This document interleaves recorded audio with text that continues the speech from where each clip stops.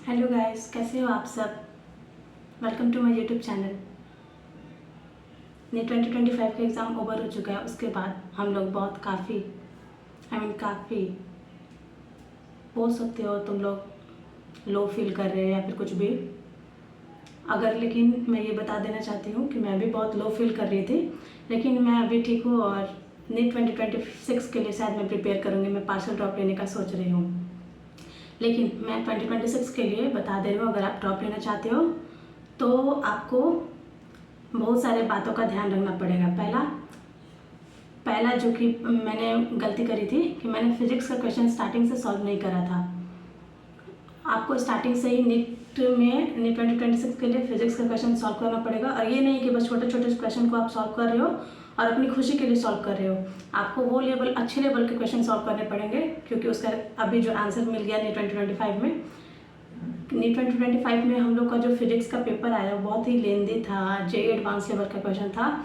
तो हम लोग को भी जे एडवांस लेवल तक का क्वेश्चन को सॉल्व करना है, सारे PYQs को सॉल्व करना है और कोई एक अच्छा सा प्रेफरेंस बुक को भी सॉल्व करना है।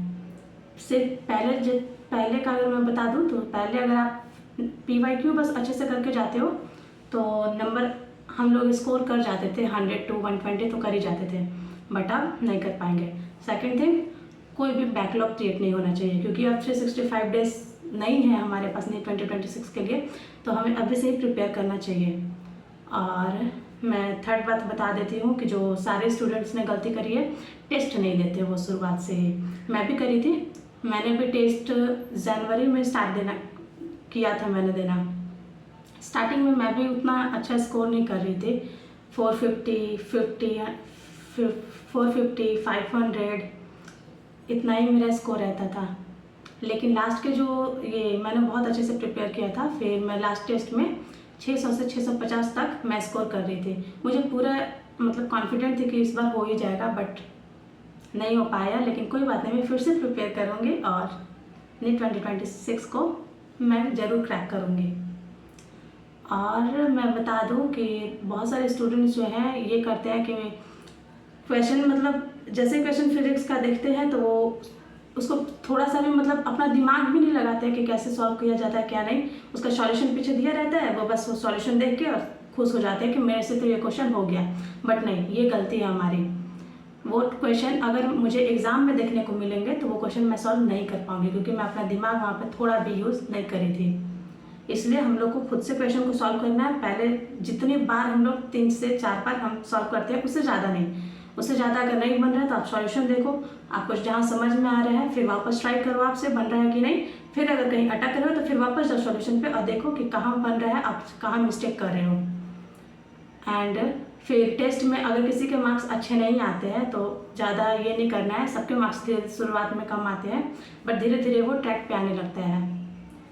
और सारे लोग मैं अभी देख रही हूँ कि टीचर्स को ट्रोल कर रहे हैं। टीचर्स को ट्रोल करने से क्या होता है, वो सारे भी तो टीचर्स है। सारे जो पहले के जो 10 ईयर्स के PYQs थे जैसे आ रहे थे, उस सबको उन्होंने देख के बहुत अच्छे से प्रिपेयर किया था।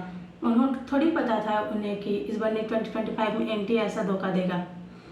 लेकिन इस बार हम लोग कोई गलती नहीं करेंगे। और जिस किसी को भी तैयारी करना हो या फिर कोई बैच लेना हो, आप मुझसे कंसल्ट कर सकते हो, मैं बता दूंगी। ऐसा नहीं हो कि मैं कोई प्रमोशन कर रही हूँ या फिर कुछ भी, बट जो भी जहाँ भी आपको दिक्कत होगा आप मुझसे पूछ लेना। मैं जहाँ तक मेरा हेल्प कर पाऊँगी मैं हेल्प कर दूँगी।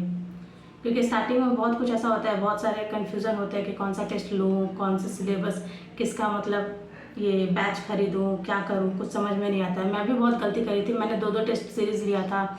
एक कोर्स लिया था मैंने अडर 247 का। कोर्स अच्छा था, बट उसका जो टेस्ट का रिव्यू है वो मुझे अच्छा नहीं लगा, क्योंकि टेस्ट अच्छे नहीं होते थे, उसका सिलेबस भी मेंटेन नहीं होता था। तो इसलिए मुझे फिजिक्स वाला का टेस्ट सीरीज़ लेना पड़ा था। फिजिक्स वाला का टेस्ट सीरीज़ जो था ये नीट पास मैंने परचेस किया था, जो कि बहुत ही अच्छा था। उसका शायद 11 टेस्ट उन्होंने दिया था मुझे, उसमें से रियल टेस्ट उन्होंने इंक्लूड नहीं करा था। ये थोड़ा सा डिसअपॉइंट किया था मुझे। बट ये जो 11 टेस्ट थे वो सारे अच्छे थे। AITS उसमें इंक्लूडेड था, सिलेबस भी टाइम पे आता था, सारे कुछ अगर इधर उधर भी चेंज किया जाता था तो मुझे आ जाता था तुरंत मैसेज के थ्रू। उन्होंने बता दिया करते थे कि टेस्ट सिलेबस में आपके बच्चों ये चेंज हुआ है, वो चेंज हुआ है। बाकी नीट 247 वाला जो था अड्डा का, उसमें कोई भी चेंजेस होता था। इनफैक्ट सिलेबस भी नहीं बताया जाता था कि कहाँ पर सिलेबस है। इसलिए तो नीट अडर 247 का मैंने बैच खरीदा था। उसका टेस्ट जो था मुझे बिल्कुल भी अच्छा नहीं लगा, क्योंकि वो कोई भी टेस्ट, उन्होंने शायद फुल सिलेबस टेस्ट भी लिया था लेकिन उसका सिलेबस पता ही नहीं चल रहा था कि वो फुल सिलेबस है या पार्ट सिलेबस, इसलिए मैं कोई टेस्ट अटेम्प्ट नहीं कर पाई। इसलिए मैं बोलना चाहूँगी टीचर्स बहुत अच्छे हैं, सारे बैच में मतलब जो भी टीचर्स आएंगे पढ़ाने वो बहुत अच्छे से पढ़ाते हैं, सिलेबस टाइम पे कंप्लीट भी होगा, बट टेस्ट नहीं होगा। टेस्ट होता है बट पार्ट सिलेबस टेस्ट होता है और फुल सिलेबस टेस्ट मैंने तो नहीं देखा कि हुआ है, और होता भी होगा तो उनका जो साइट होता है वो क्रैश कर जाता है, सारे स्टूडेंट बहुत सारे हो जाते हैं तो टेस्ट नहीं दे पाते। इसलिए मैंने फिर एक साल का रियल टेस्ट सीरीज लिया था और वो भी लिया था ये नीट पास। मैं रियल टेस्ट इसलिए ली थी क्योंकि नीट पास में उन्होंने मुझे प्रोवाइड नहीं करा था, क्योंकि उन्होंने बोला कि नीट पास में सारे टेस्ट तो मिलेंगे बट रियल टेस्ट नहीं मिलेंगे। तो रियल टेस्ट मैंने लिया, वो भी मेरा बर्बाद गया क्योंकि मेरे सेंटर मतलब जो सीट देते थे, सेंटर सिटी इंसीमेशन जो होता था वो मेरे टाउन में नहीं था, मुझे रांची जाना पड़ता होगा, इसलिए मैंने एक टेस्ट दिया था रांची जाके, उसके बाद मैंने नहीं दिया। 2-3 टेस्ट ऑनलाइन हुआ, मैं वो दी, उसमें मेरे रैंक तो नहीं बता सकती बट हाँ मार्क्स मुझे याद है 550 शायद थे मेरे स्टार्टिंग में, बट उसके बाद मैंने वो भी टेस्ट देना बंद कर दिया। मैंने IITS दिया और बहुत सारे नीट के फुल सिलेबस टेस्ट होता था रियल टेस्ट सीरीज में वो दिया, अनअकैडमी का जो फ्री टेस्ट था लास्ट में वो भी दिया, और उसके बाद हाँ 600 और 650 में प्लस करी थी, मैं बहुत खुश भी थी। नीट 2026 के जो बच्चे हैं अभी, जो मतलब हम लोग के जो जूनियर्स आने वाले हैं, उन लोगों को मैं बता दूं कि आप लोग किसी भी छलावे में ना पड़ो, क्योंकि बहुत सारे अभी आते हैं और बोलते हैं मैं ये कर दूंगा वो कर दूंगा, बस आप मेरे बैच को खरीद लो ये लो।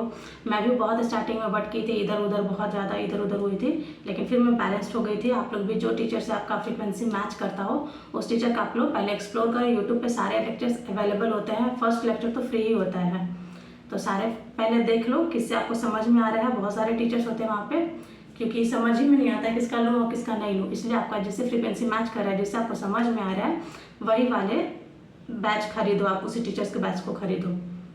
अभी बहुत सारे ये टीचर्स लोग आ रहे हैं और बोल रहे हैं कि आप कोई बात नहीं, इस बार अच्छा नहीं हुआ तो नीट 2026 के लिए प्रिपेयर करो, ये मेरा इनरोलमेंट नंबर, ये मेरा बैच ले लो, हम लोग नेक्स्ट लेवल पर तैयारी करेंगे।